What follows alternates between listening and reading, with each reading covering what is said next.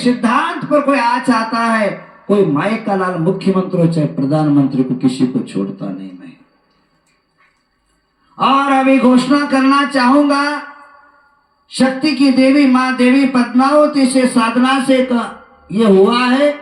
भारत देश के अंदर जो सुन रहे हो सुन लेना, आज के बाद कोई पद्मावती के विरोध में एक कोई साधु बोला, उसको कानून की तरह उसे दंडित करूंगा, यह निश्चित रूप में ठान लेना।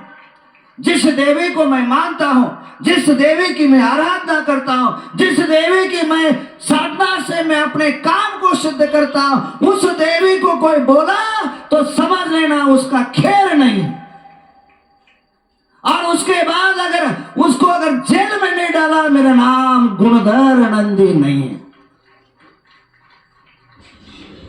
तुम अपने कुछ भी करो, हमें कोई मतलब नहीं। जिस देवी की हमारे पार्श्वनाथ ने रक्षण किया, उस देवी के बारे में चाहे वो प्रधानमंत्री क्यों ना हो, मेरी साधना के विरुद्ध में अगर कोई बोला तो कल के कल दिन उसे नोटिस पहुंच जाएगा।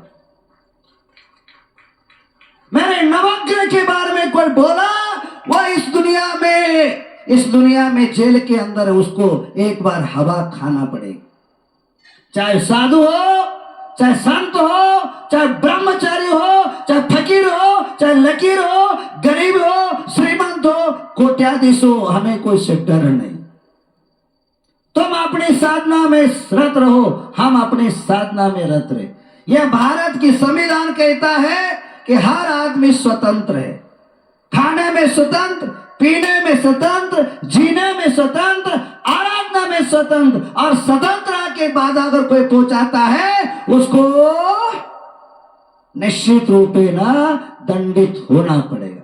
कोई करे धर्म निरपेक्ष राज्य, यहाँ मुस्लिम भी जी सकता है, क्रिश्चियन भी जी सकता है और जैन भी जी सकता है, देवी देवताओं का आराधना करने वाला भी जी सकता है और नहीं करने वाला भी जी सकता है।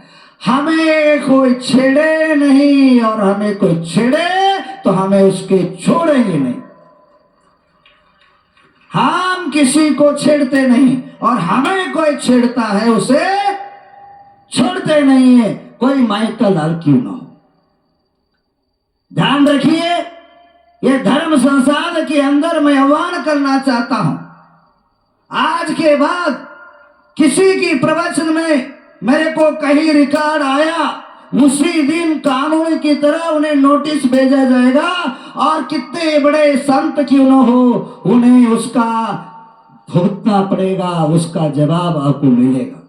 क्योंकि हम 24 तीर्थंकर के आराधना के तीर्थंकर पार्श्वनाथ के भक्त है, और पार्श्वनाथ भक्त के परिकर के कोई आरोप और प्रत्यारोप करता है, उसको छोड़ेंगे नहीं। ध्यान रखना। आप, मैं ज्यादा नहीं बोलूंगा, जब बोलता हूं तो बहुत कुछ बोल देता हूं, और यह हमारी संस्कृति है।